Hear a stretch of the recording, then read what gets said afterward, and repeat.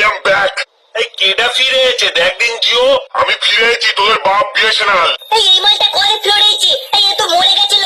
মানুষের ভালোবাসায় আমি আবার জীবিত হয়েছি তোর ধ্বংস করবো বলে। এই দু সবে আমাদের রিচার্জের পয়সাটা বেরিয়েছিল, আমরা ভেবেছিলাম যে বাজারে আমাদের মূল বাড়ি চলবে, আর সেই সময় তোদের মালটা এন্টিমেট দিয়েছে। পুলিশ যুগের শেষ সময় যখন কলকি ভগবানটা আসতে হয়েছে, সেই রকম তোদের শেষ সময় চলে এসেছে। ওই জন্য আমার আসতে হলো তোদের বিনাশ করার জন্য।